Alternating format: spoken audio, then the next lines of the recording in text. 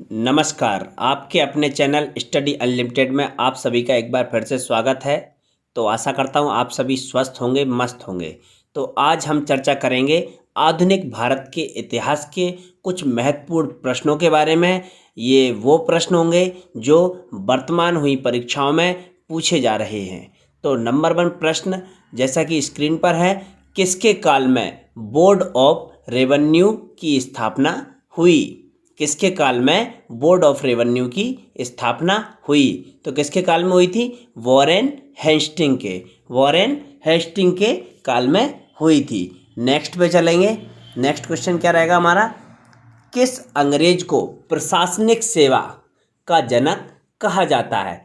किस अंग्रेज को प्रशासनिक सेवा का जनक कहा जाता है? किसको कहा जाता है? लॉर्ड कॉर्नवालिस को। किसको कहा जाता है? लॉर्ड कॉर्नवालिस को प्रशासनिक सेवा का जनक। क्लियर है। नेक्स्ट,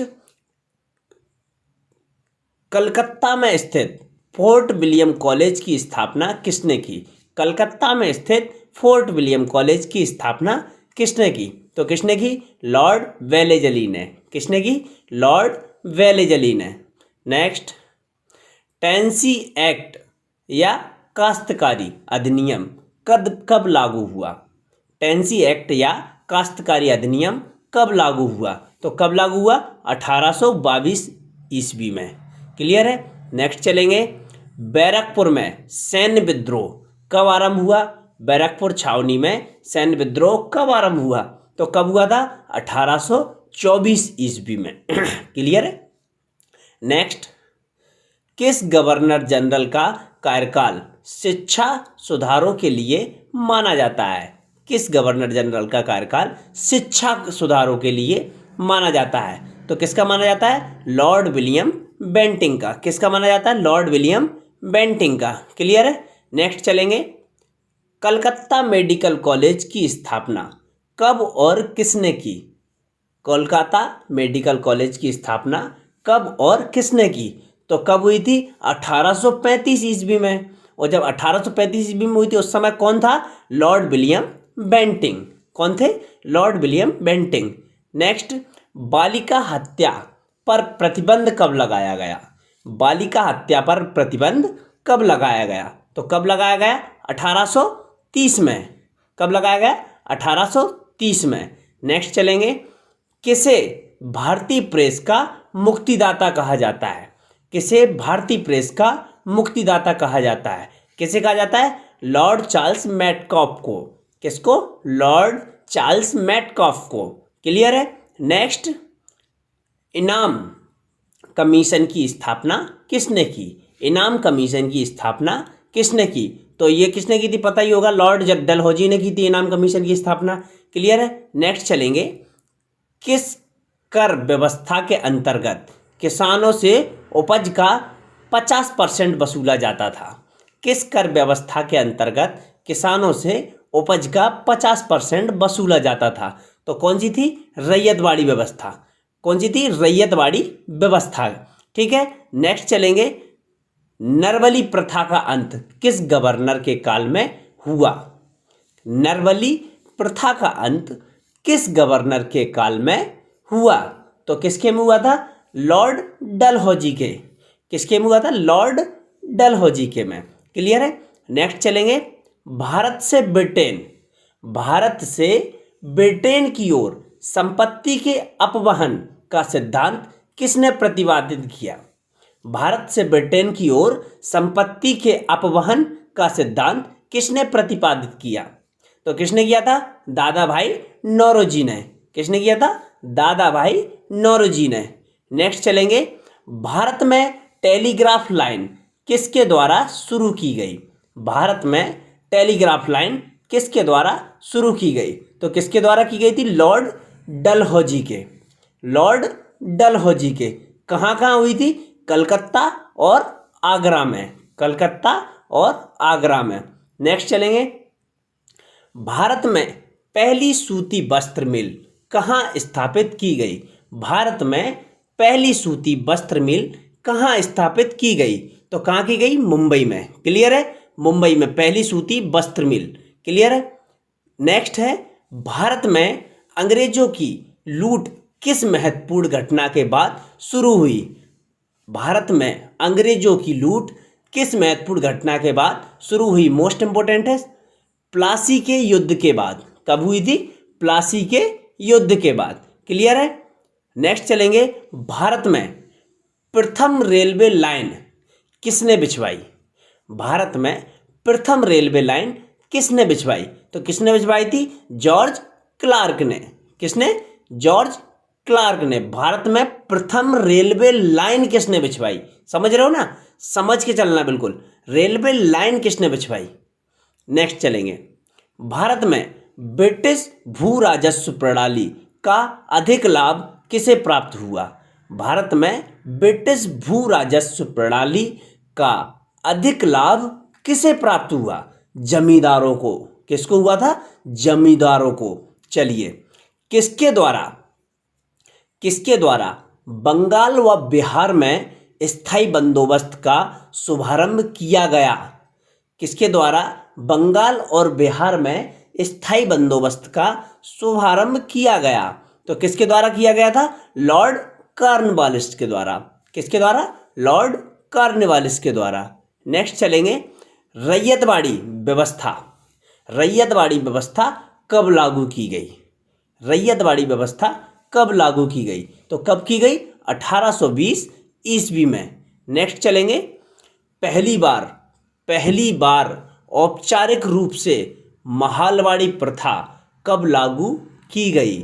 पहली बार औपचारिक रूप से महालवाड़ी प्रथा कब लागू की गई? तो कब की गई थी औपचारिक रूप से? 1822 ईस्वी में। क्लियर है? नेक्स्ट चलेंगे, अंग्रेजी शासन में कौन सा क्षेत्र अफीम उत्पादन के लिए प्रसिद्ध था? अंग्रेजों के समय में कौन सा क्षेत्र अफीम उत्पादन के लिए प्रसिद्ध था? तो कहाँ पे सबसे ज़्यादा अफीम होती थी उस समय? बिहार में।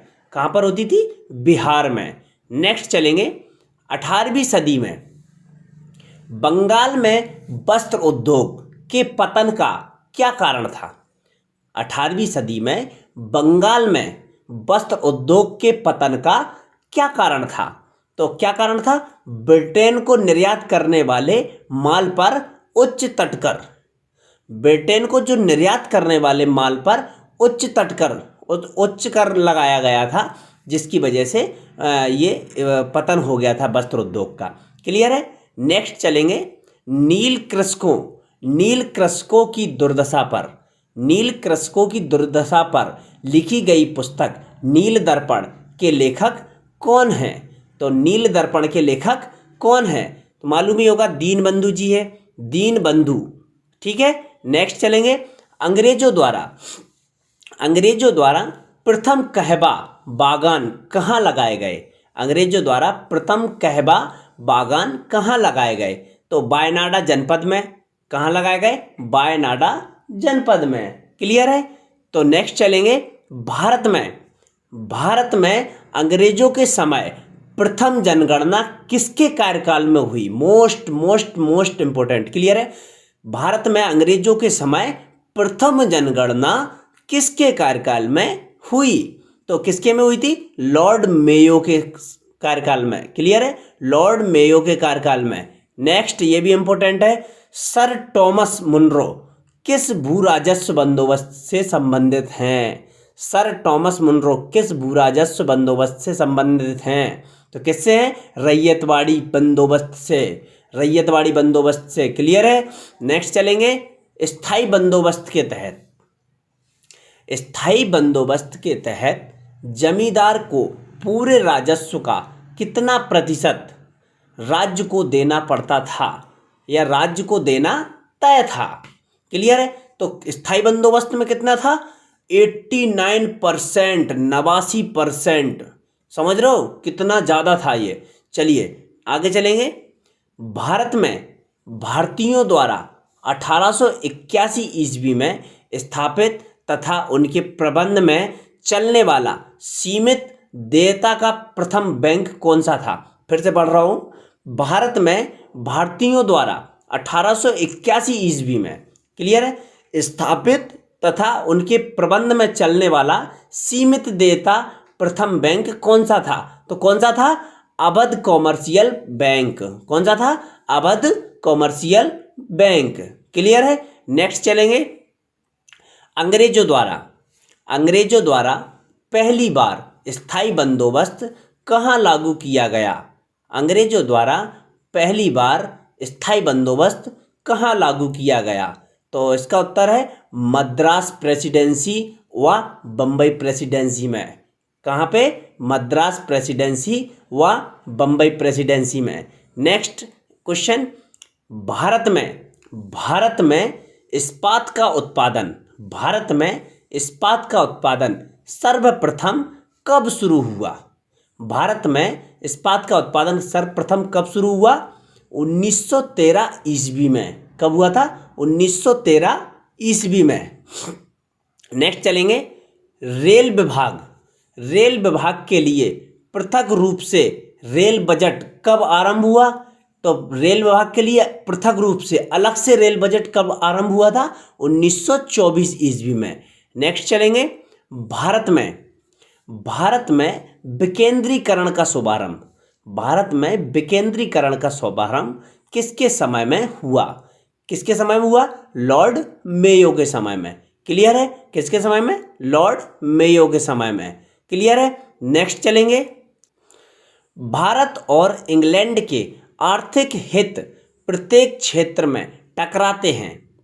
भारत और इंग्लैंड के आर्थिक हित प्रत्येक क्षेत्र में टकराते हैं। यह कथन किसका है? जवाहरलाल नेहरू जी का। जवाहरलाल नेहरू जी ने कहा था भारत और इंग्लैंड के जो आर्थिक हित हैं प्रत्येक क्षेत्र में टकराते हैं। क्लियर है? नेक्स्ट चलेंगे, poverty and un-British rule in India. Most important है भैया।